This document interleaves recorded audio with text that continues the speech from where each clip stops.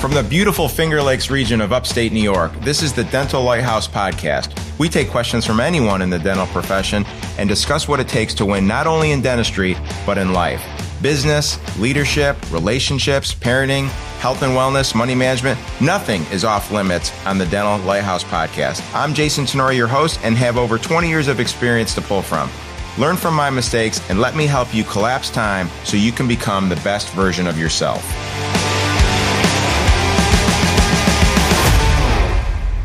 Yo, welcome back. Dr. Jason here, Dental Lighthouse Podcast. What's today? Monday at 12:30. And super excited for my guest today. Before I mention who it is, I'm going to give you a little bit of background. First off, this guest and I have decided to be present with you twice a month. We're going to have a regularly scheduled podcast, and we're just going to riff and have ramblings on things that we're seeing in our networks and with people that reach out to us. So I think that'll be a lot of fun. Second, this is someone that I've known for over 25 years, I think. Went to dental school together, and it's someone that you guys all know because I talk about him at Nacho, especially when I'm doing one of his presentation, when I'm presenting at his stuff, like at the Boost program and stuff like that. So without further ado, Dr. Paul Dental Nacho Goodman. Thanks for having me. I have my Rocky shirt on, which I wore on the last day of Boost camp, because people think I love nachos the most, but I really love the city of Philadelphia the most. When I retire, I just want to be one of those greeters that welcomes people to Philadelphia at the airport and tell them about all the great things. So yes, it was dental school, late 90s, early 2000s was the start to us getting to know each other. Yeah. And I remember when you came up to me and you said, "Hey, can we set up a time to talk?" And you broke out your BlackBerry. Yeah, I know. I didn't know. I think the Nokia, the standalone Nokia was my first one. That was the competitor. That was the StarTAC. Joe Lattinelli had the StarTAC. I had the Nokia with Snake. The BlackBerry, I think, was even like a better version, So it was too long to text. You just walked over and said it to someone's face because you had to, my uncle is a throwback who's like in his 70s and he has the old flip phone. He's like, I can text. I'm like, it takes you 5 minutes to type out where we are. So that was our time back in the early 2000s. Yeah. So just to give a little bit of context here, Paul and I talk quite a bit, and sometimes we share stories of celebration. Sometimes we share stories of misery. But all of the stories end up having this underlying kind of humor to them. Yeah. So we thought it'd be really cool to just kind of riff a couple times a month for, half hour, 40 minutes, get away from like the seriousness of a lot of the things that we talk about and really just kind of, communicate on what's relevant in your world, what's relevant in my world. And it's most likely going to be relevant in the world of our listeners. So cool. I love it. Really, really excited to talk about this. I mean, I think it's well documented. I want to play professional basketball. That was a failure completely. I did not reach that dream, Jason, but I do want to share for your listeners. I don't think anyone can. I talk about celebrations and challenges. I was just doing that on a meeting this morning with my team. Say, hey, if you want to network with people, say, hey, what's a celebration that you've had at work or whatever? And what's a challenge you're dealing with? Just like easy questions. People always say, ask people questions that are not threatening, that they can't get wrong, right? That they talk about. But people can challenge me. I don't think anyone connects with more dentists than me. I think I'm the top. I would agree with that. I use the word connection because I'm a speaker, 100,000 plus member online community of people in dentistry. I work with dentists, right? I am a dentist. So I think, you've brought the right person for some of this, what's happening in this wild and wacky dentisting world, because I got DMs when I woke up that we can talk about that are celebrations and challenges and crying sides. Yeah, no doubt. You check all the boxes. So let's get right after it. So what is something that's top of mind for the people that you're connecting with? It could be a celebration. It could be a pain point. Let's just start to unpack it. I think a consistent challenge is the satisfaction with income in being a dentist. Income. And income is a number, right? So there's feelings around anything. And I was at a Vistage group and, the speaker said something that people have said is no one got their own feeling wrong, right? Whether it's your kids or your spouse or your team member. But income is a number that has feelings around it. So I thought it was interesting. I was asking even just as recently as yesterday, because on Sunday, the best time to do polls in Instagram is Sundays because dentists are home, scrolling around in between stuff. And I was asking about just simply, are you satisfied or dissatisfied with your income level?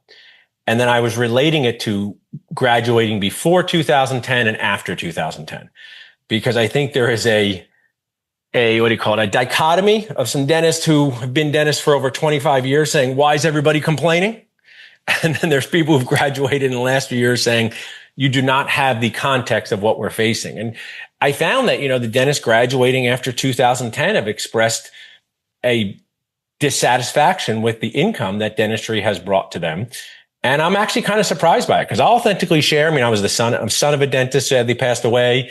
I changed my career. I don't do chairside dentistry anymore. I do go to the office and deliver joy. You can ask me about that later. But I would always say that I was satisfied with my dental income. I wanted to be more at certain times. I had but I never really felt this tremendous dissatisfaction. And I'm kind of surprised. And, I don't love hearing that from the community. I think that's an authentic share that's happening, right? People say, oh, being a dentist is a great job. You make so much money. You work in air conditioning. There's no problems. And I think we have to pay attention to this more recently graduated generation expressing this.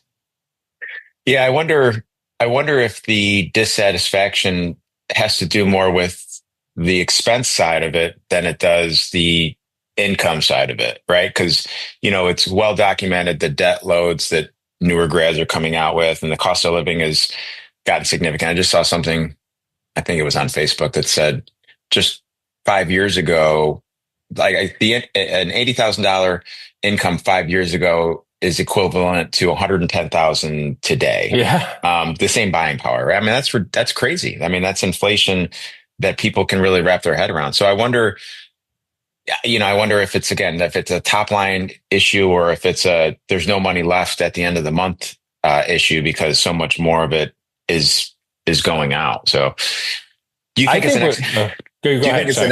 it's an expectation issue? Like people, I would assume people do their homework before they decide to apply for dental school, and they think that they're going to make, 250, 300,000. Do you think they just didn't do that homework and they came out expecting to make more, or what is your thoughts say? I think it's a combination of the older generation of dentists, not storytelling the reality of how their income has evolved.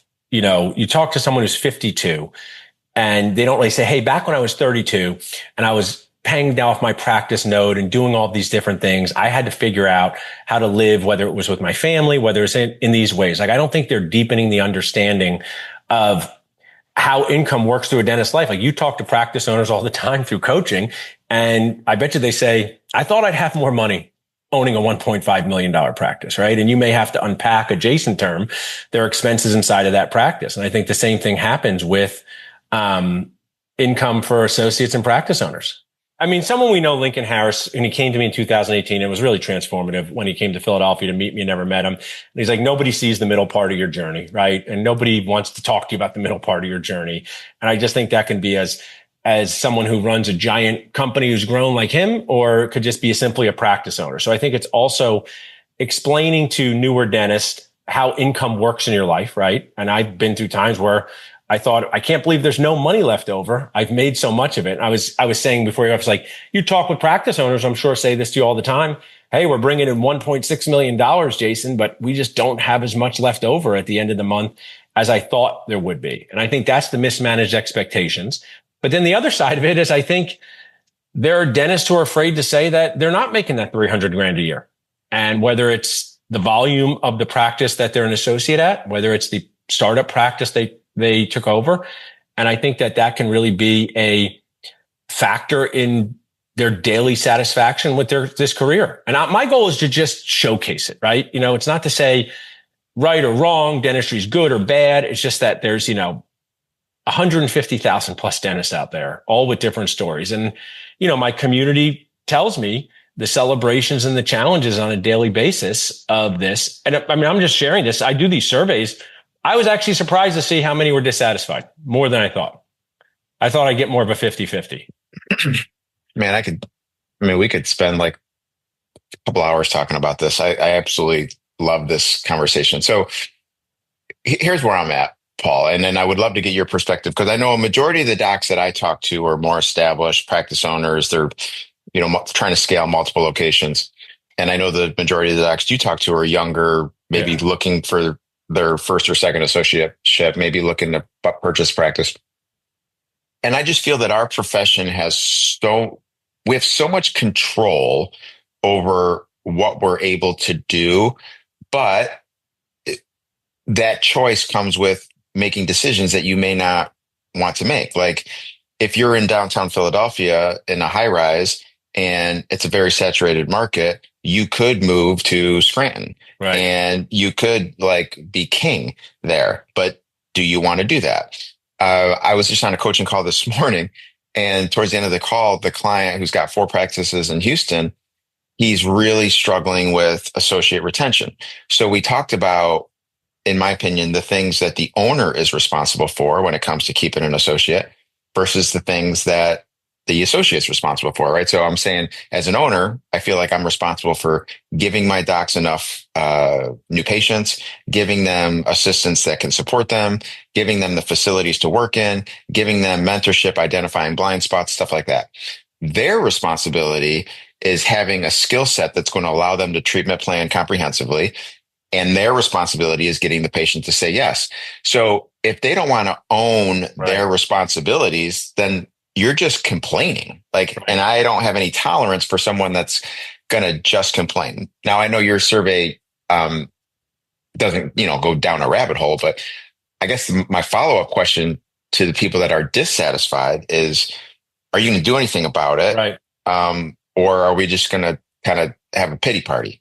I love that. I'm going to do more work on this. I did it for the why associates leave their first job, and we got like 1,000. I still have to send that to you. I asked my team too. The 1,000 people. No, they did. They did. Oh, yeah. It's super. I'm still working through it. I mean, it was way more robust than you described last time we talked. Because I listened to a podcast about like the data we collect, right? Third party data, second party data. And this, like what I collected was like first party data. And I'm not a statistician. But like I'm collecting data from my community through HubSpot, and they're authentically sharing in a deep way why they left their first associate position. Over 1,000 people contributed. It's a valuable piece of, it tells a story through stats, right? And maybe I'll turn it, and I want to do this through the income dissatisfaction, because I think you're right, because the story I'll tell next is I featured someone out of dental school, put $24,000 into their CE their first year out. And he shared that this has allowed me to build the skill set I wanted. And I did a whole show on this, and people say, this is so inspiring, but he's doing the hard work, literally, figuratively, financially. He moved for a job, right? He's now starting a practice. And then also and I'm here to support all dentists in their journey, but I also was talking to another newish dentist who I said, this CE opportunity for $2,000 will transform your career. You should do it. I wish I had this when I was your age. I promise you that you will get a lot out of it. I even said this thing. One of my coaches told me this, Jason. She said, don't offer refunds on like this type of stuff. Offer to work with people afterwards if they don't get the value out of it. Because I'm early in my Nacho time, I was like, oh, should I just offer everyone money back guarantees? And she's like, well, that's not always appropriate for this type of stuff, but offer like, if they don't get the value out of this thing, that you will work with them. So I pulled this back out of my bag of tricks. I even texted, I said, if you don't find this valuable, I will personally work with you for 2 hours on case acceptance. Okay. So I was basically saying like, this is, I will put my money where my mouth is. And they still were like, thank you for sharing those insights. I just don't know if it's worth the expense for me this early in my career. But I want to be like, you just went to dental school. I mean, we have talked about fitness and calories, right? I used to serve the Mexico City sampler at Casa La Pita. I think that was like 3,000 calories. And people go, I'll take a Diet Coke. I go, I think you could just get the regular Coke because you're high. So I say this lovingly as the guy who's gotten the regular Coke. I'm just like, I want to be like, you just invested. So I think what you're saying is right, especially to your coaching client. And you need to figure that out with the associate that you're dealing with. Yeah. Without judgment, but with a true realistic look about what they think about their career, right? And how much they want to invest in it. And that's actually where, we peeled back the onion a little bit more. And I shared with him that I have all my associates fill out vision documents the beginning of every year, and I keep referencing it. How much money do you want to make? How much do you want to work? Tell me about your work-life balance goals. And I feel it's my job to set them up for that. And if I can't completely control that, then I have to identify blind spots to them, right? So if you want to make $500,000, you need to do more than just two surface fillings Right. and single unit crowns. We need to go out and get more CE. If you want to make this amount of money and you only want to work 3 days a week, then your case acceptance has to go from 20% to 40%. Like Right. I can work with you on this, but it's not going to just get handed to you, right? Like that's not how it works. And we'll see. Some people will play the victim. It's just like to your point about, all these dental school graduates. When you and I graduated from dental school, we kind of had the mindset of like, okay, now the learning begins, right? Now I'm really going to start to hone my craft versus like this mindset. And I'm not saying that all the new graduates have this mindset, but I've certainly interviewed associates that do. Their mindset is, okay, I've arrived, right? Right. Like now things are due to me. And just like, that's the wrong mindset. I'm with you. I mean, I think the way we could align in this and share some value, I do share this. People think I sprouted up out of Facebook cabbage land in 2018, but I was a dentist for all these years. I did a 3-year GPR. I did immediate load implant cases before they were cool because I invested in the skill set to bring to my dad's practice because I knew that if I wanted to work there full time, I was going to have to do things that him and his partner did not do. Right. And then we brought in specialists and, my brother, and this is the culture of our practice. And it's not saying we're the best practice in the world, but I like our group. We offer implants, we have an endodontist. And that all started with me investing 3 years into my training after dental school. So I would know how to treat and plan the cases, talk to the people, and then deliver on some of them. I think one of the challenges I see is that the dental school experience for most is not delivering a skill set that will help them be successful with what's needed in the practice. And like the dentist I interviewed, he went out and got this skill set through CE and things like that. And I do feel for them with that because when I see the experience or lack of experience delivered by some of these dental schools, it is a problem for all of us in the profession, right? And I do see that is something that should be talked about more. And when you say they research, they should really research the type of experience that these dental schools give and not go to them. We got people graduating with 2 root canals, 5 crowns, and 40 extractions trying to go get a job. Yeah, no doubt. No doubt. And it's that part I feel for because you don't always know that till you're in it. You don't always know that till you're a D2 or a D3. And, I think like I'm out of like bandwidth for creating businesses so people can like have this one for free, Jason, if they want. Like a really well done dental school ranking or rating system for applicants would be a great business that you could create.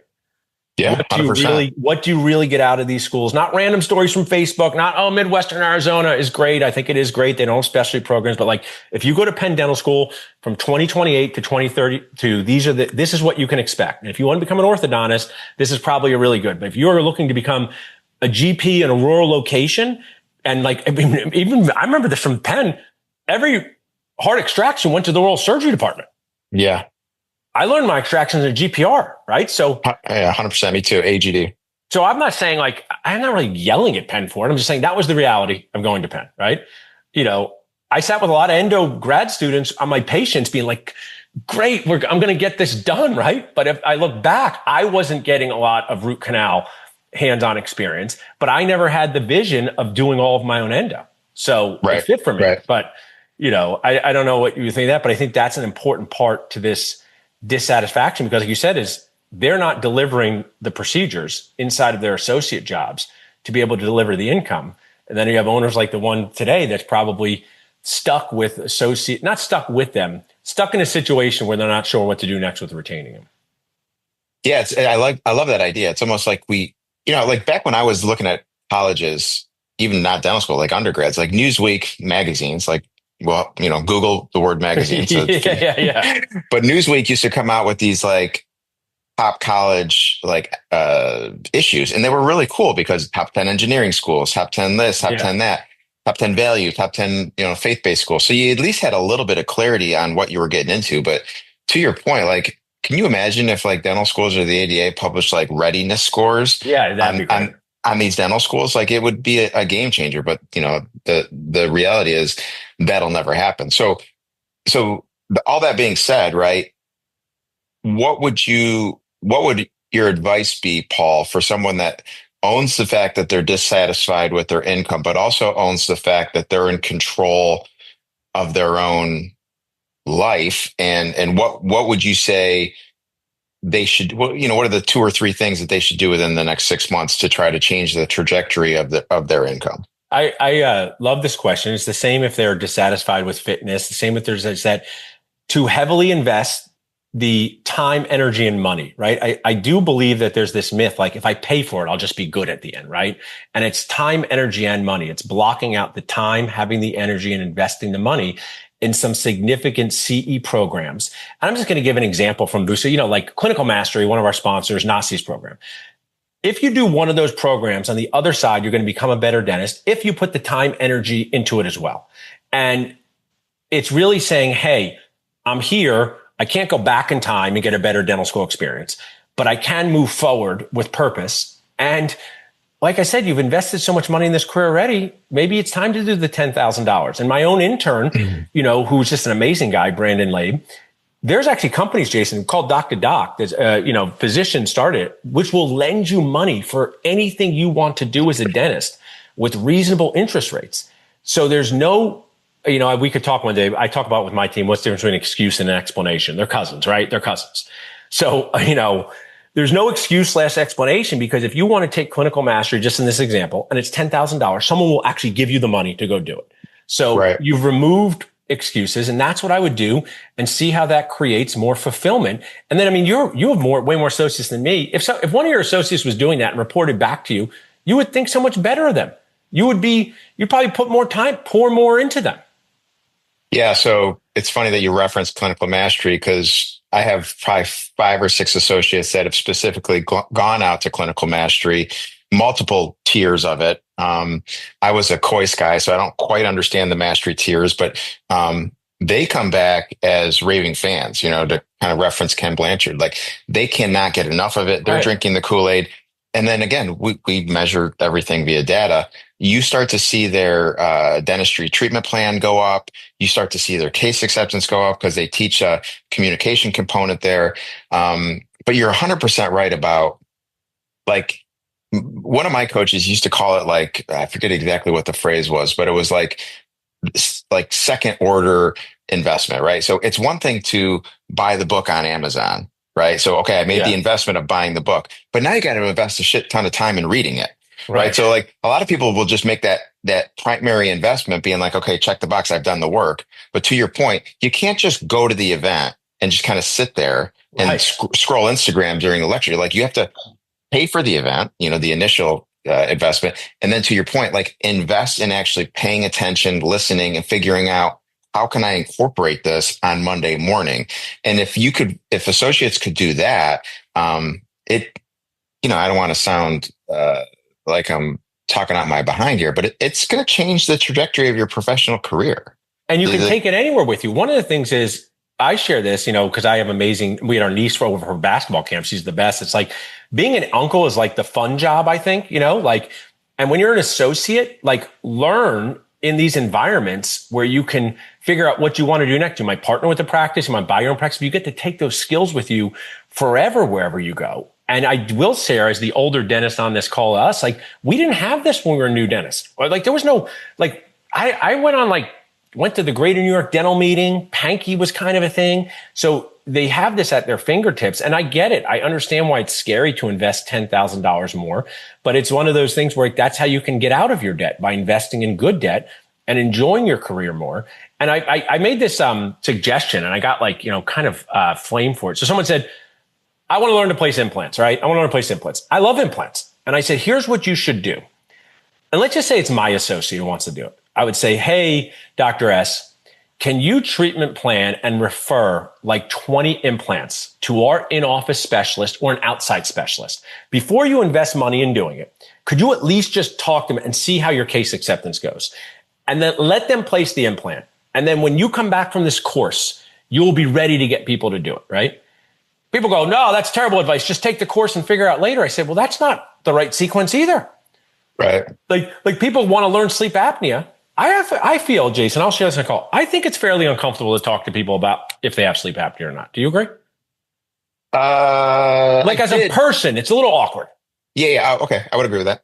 Like, you got to ask them if they sleep in the same bed with their spouse, right? So what I'm sharing is, are you the type, Todd Fleischman just finished the sleep course. Dave Slobodinsky worked in our office. The people that do this have a lot of confidence and communication skills. Right. So let's just say I want to help people with sleep apnea. I would spend the time screening them and see if I could even do it, right? Because yes. So like, I'm just sharing that, and you said it too, you have to be able to communicate what you're going to do and go and deliver it. You might as well practice the communication part. That part's free. 100%. You know? Yeah. No, super, super good point and very well said. Because you and I both know probably hundreds of clinicians that have an A+ skill set, but they're, making a D- income because they don't know how to talk to people. And, I know you've referenced it before. I think you call it the 3 Cs or what have you, but, arguably clinical skills are important, and I'm not, and you and I are both saying go out and get training, but don't just feel like, you're going to run into that pot of gold unless you can look people in the eye, answer their questions specifically, and like develop some level of rapport, with the patient. I'm with you. I want to give a credit to Barry Polanski, because he came to our residency program and he wrote a book called The Art of Examination. I sat around a table and he goes, listen, you can hire a periodontist, you can hire an endodontist, you can hire an oral surgeon, get good at talking to these people about their problems and refer them out. And now with GPs doing more, refer out the first 20 and then start doing some endo yourself, right? Yeah. Refer out the first 30. And I think that's the misapplication of C. Some dentists run and spend $20,000 on some big continuum and then run back to their practice where maybe they don't even have a practice owner on site who can support them. You don't have any. I mean, here's something that's an uncomfortable conversation for associates. Should you be doing something that the owner can't help you troubleshoot as an associate, right? So in our group, we have someone who places implants. When one falls out, he can help troubleshoot it. Right. We have people who do crowns, but let's just say one of them wants to do sleep apnea devices right now. They're on their own, right? And it doesn't mean I wouldn't support them, but I would ask a lot more questions about the level of their training. Right. Because if someone starts complaining about it. So that's another point, like and that's why the clinical mastery thing, as an example, enhances your restorative skills, your treatment planning skills, your full mouth skills, which is built into every general practice. So I think it's also deciding what's the right one to take, the sequence, and then partnering with your owner. I mean, I'd love you to share kind of what your associates do in this realm, because I'm sure some love doing implants and other ones prefer not to. Yeah, I mean, there's no rocket science behind our system, but, they have to maintain a certain level of competence before I'm going to send them to what we call big ticket CE, right? Those $10, $15, $20,000 CE courses. So what do I mean by a basic level of competence? Well, you got to be able to communicate with patients. You got to be able to do restorative predictably, got to be able to get people numb predictably, right. All these, take out a tooth atraumatically, all those things. And then I want to be in the room and help you with that, right? So I'm available to get you to that basic line of competency. And then after that, bring the CE opportunity to me. You and I both have tons of connections in this space where we could tell our associates, okay, go here, but don't go here. I went here, it was a complete waste of money. Or, I've sent a bunch of people here. It's the best thing that you could consider. Clinical mastery being one of them. We also have a really great relationship with Colorado Surgical Institute. We've sent tons of associates there, and they come back just raving about how much they learn. And then the other thing, to your point about implants, like I love the idea of treatment planning and then having a specialist do them. I kind of take a slightly different perspective.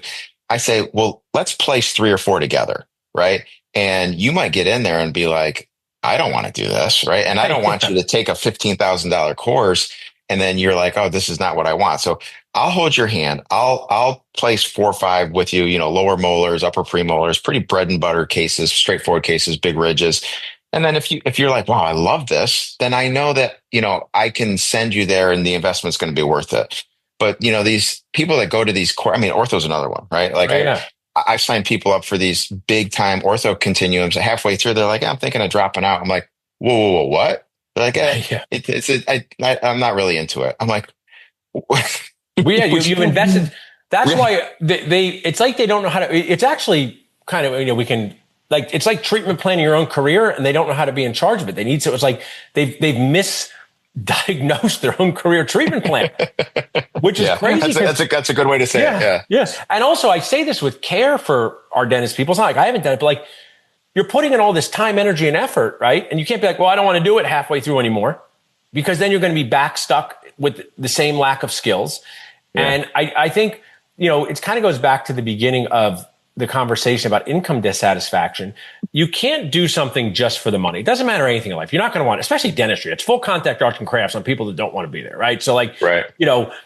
It's not about a love. It's about not hating it, right? Because Right. I used to say, when they said, why did you become a dentist? Your dad was a dentist. I would go, he never came home and was like, I just love doing this root canal class, do so much, Paul. It was my life's dream. He just didn't not like it, right? He liked helping people. He liked being in his town. He took FAGD, all of those things. I just think that, and right now the analysis paralysis can happen to some of these dentists where they look at 10C courses, wonder which one is going to be the best, and then don't sign up for any. So I think that, and that to me is the biggest thing I'm hearing from the community. And my next survey is going to be about professional fulfillment, which is a difference than financial fulfillment. Yeah. Because I also think that there are people who are financially fulfilled in dentistry, but just not professionally fulfilled.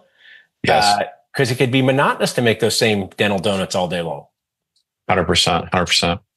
I love this conversation. Me too. And this is exactly what I was hoping for when you and I agreed to it. So let's wrap this one up. But let's also, everyone know, or at least I shouldn't say everyone. My listeners know that I can be reached via email and text message. My contact information is on our website, thedentallighthouse.com.